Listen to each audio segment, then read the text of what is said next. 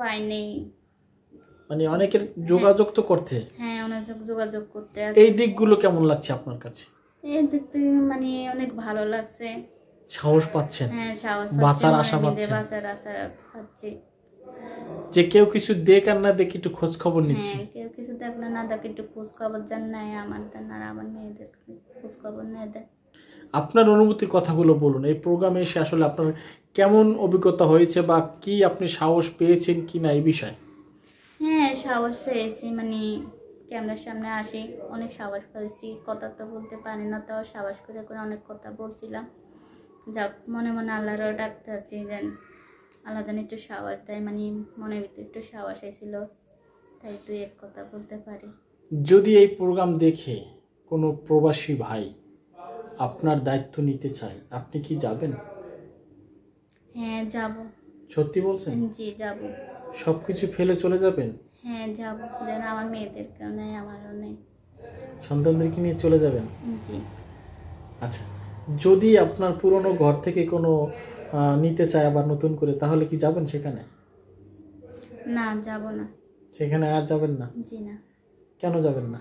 যাব না, সেখানে আশ্বাস নাই নিঃশ্বাস নাই কোনো কিছু নাই, সেখানে যাই কি করব আমি। আচ্ছা, তার মানে আপনি নতুন করে সংসার করতে চাচ্ছেন? জি আমি নতুন করে সংসার করতে চাচ্ছি। তো দর্শকের উদ্দেশ্যে বলেন, এই মুহূর্তে আপনাকে দেখছেন, আসলে আপনি কি রকমের চান? অনেকে আছে বিবাহিত ছেলে, অনেকের বউ মারা গেছেন বা অনেকেই সন্তান নিয়ে আছেন বা অনেকের বউ চলে গেছে অনেক সমস্যার কারণে, তো তারা যদি আপনাকে প্রস্তাব দেয়? জি আমি রাজি, তারা প্রস্তাব দিলে। যাদের বউ মরে যায়, তারা যাদের ছেলে মেয়ে থাকি বা বউরা চলে যায় তারপরে মারা যায়, আমি এরকমের চাই মানে। আর যাদের বউ চলে যায় তারা যারা বিদায় করে দেয় তারা ভালো না। বুঝি নেই আপনার কথাটা। মানে যাদের বউ চলে যায় বাচ্চারা কি, মানে তাদেরকে মানে আমি ইয়ে করতে চাই না। আর যারা মানে বউ মরে যায় ছেলে মেয়ে ফেলায়, আমি তাদের কাছে মানে ইয়ে করতে চাই। আপনি বলতে চাচ্ছেন যারা স্বামীকে ফেলে চলে যায় সেই স্বামীর সাথে আপনি বিয়ে বসবেন না? জি না। কেন বোন? কেন এরকম ছেলেরাও ভালো না মেয়েরাও ভালো না, কেন ছেলেরা মেয়েদের? তাহলে আপনি তরফা বললেন যে আমি সেই ছেলে খারাপ দিকে যাব না, এমনও তো হতে পারে মেয়েটা খারাপ ছিল। খারাপ ছিল মানে এটা কি আপনি বিশ্বাস হয় যে অনেক মেয়েরাও খারাপ, ছেলেদের কোনো দোষ নেই এরকম হতে পারে? ছেলেদেরও দোষ আছে, হয়তো বা স্বামী প্রবাসে আছে, এই সুযোগে সবকিছু নিয়ে তিনি চলে গেলেন, এটা কার দোষ? কার দোষ মানে মেয়েদেরও দোষ আছে ছেলেদেরও দোষ আছে, এক হাতে তো। সেই ছেলে তো দিন নেই রাত নেই অক্লান্ত পরিশ্রম করে সংসারের সুখের জন্য, সন্তান স্ত্রীর জন্য পরিশ্রম করে তাদের ভালো থাকার জন্য সেই দূরান্তে তিনি পরিশ্রম করে যাচ্ছেন, অথচ তার দিকে না তাকিয়ে সব কিছু ফেলে চলে যাবে, তাকে আপনি ভালো বলছেন? আপনি নারী দেখিতে আর একটা নারীর কথা ভালো বলছেন, এটা কি ঠিক? বলছিলাম না সবাই তো আর এক না। সেটা বলতে পারেন আপনি? সবাই আর এক না, আমি যেমন আমার মতন কি তেমন হবে না, তাহলে সবাই আর এক না। তাহলে আপনি বলতে চাচ্ছেন যে অনেকের বউ যদি চলে যায় এমন হলেও হবে? জি। আবার অনেকের বউ মারা গেছেন এরকম হলেও হবে, সমস্যা নেই? জি। যদি অবিবাহিত কোনো ছেলে প্রস্তাব দেয়? জি না। কেন যাবেন না? যাব না কেন, আমি হচ্ছে বিবাহিত, তারপরে আমার মেয়ে আছে, আর কি আমাদেরকে গ্রহণ করে কি নেব না? যদি মনে করেন আপনাকে নিল তখন? তখন না। মানে সমস্যাটা কি, মানে আপনার সেই সমস্যার কথাগুলো তুলে ধরেন।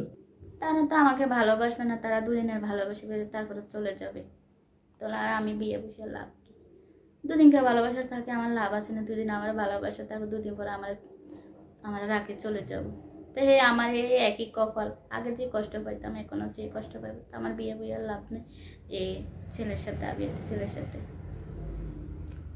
আচ্ছা দর্শক, আমরা মতামত শুনলাম, আমরা আজকে বিদায় নিচ্ছি সেই চাঁদপুরের নাজমা আপার কাছ থেকে। অনেক কথাই শুনলাম, অনেক সুন্দর করে কথা বলেন তিনি। এবং দর্শক, আমাদের কথার মাঝে যদি কখনো ভুল হয়ে থাকে অবশ্যই ক্ষমার দৃষ্টিতে দেখবেন। কাজ করলে ভুল হয়, সেই ভুলগুলো সংশোধন করার দায়িত্ব, ধরিয়ে দেওয়ার দায়িত্ব আপনাদের এবং সংশোধন করার দায়িত্ব আমাদের। আমরা চেষ্টা করব আমরা আমরা ভালো কিছু কাজ করে আপনাদের সামনে তুলে ধরার। দর্শক, আরেকটি কথা, অবশ্যই আপনারা প্রোগ্রাম দেখেন, অসহায়দের পাশে থাকেন এবং ভালোভাবে যাচাই করে একটি পরিবারের সাথে থাকবেন এবং যে কোনো বিষয়ে সিদ্ধান্ত নেওয়ার আগে অবশ্যই একটু ভেবে দেখবেন। আর কোনো বিষয়ে কোনো রকমের প্রতারিত হলে চ্যানেল কর্তৃপক্ষ দায়ী নয়, এটা সম্পূর্ণ আপনাদের ব্যক্তিগত ব্যাপার। তবে যে কোনো বিষয় চ্যানেলের কর্তৃপক্ষের সাথে যোগাযোগ করতে চাইলে অবশ্যই করতে পারেন। ডিসক্রিপশনে নাম্বার দেওয়া আছে, আমরা চেষ্টা করব আপনাদের সহযোগিতা করার জন্য। তো দর্শক, আমাদের এই প্রোগ্রামটি অবশ্যই শেয়ার করে দিবেন, কারণ এই বোনের জীবনের গল্প হয়তোবা আরেকটি ভাইয়ের গল্পের সাথে মিলেও যেতে পারে। হয়তোবা তার জীবনের সাথে একটু জড়ালে হয়তোবা ভালো থাকবেন তার সন্তানকে নিয়ে। আমরা এতটুকু সহযোগিতা কি করতে পারবো না? আপনার ছোট ভাই হিসাবে আমি বলছি, আপনার সামনে যে বসে আছে ছোট বোন, এক মুখের দিকে তাকিয়ে হলো চ্যানেলটি শেয়ার করে দিবেন এবং আরেকটি ভাই যেন পেয়ে তার পাশে দাঁড়াতে পারে, সেই সুযোগটা আপনি করে দিবেন। দর্শক, এতটুকুই আপনার কাছে অনুরোধ রইল এবং সবসময় আমাদের সাথেই থাকুন, আমাদের চ্যানেলটি সাবস্ক্রাইব করে রাখবেন। দর্শক, ভালো থাকুন, সুস্থ থাকুন। নাজমা আপা, কিছু বলার থাকলে এই মুহূর্তে বলুন, কারণ অনেকেই তো আপনাকে ফোন দিয়েছে বা অনেক রকমের সমস্যার সম্মুখীন হয়েছেন, সেই কথাগুলো একটু বলুন।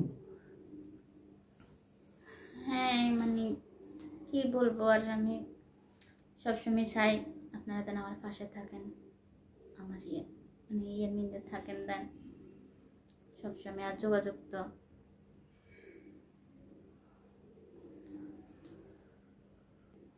অনেক ধন্যবাদ। আমরা শুনছিলাম নাজমা আপার জীবনের গল্প। দর্শক, ভালো থাকুন, সুস্থ থাকুন, আল্লাহ হাফেজ, আসসালামু আলাইকুম।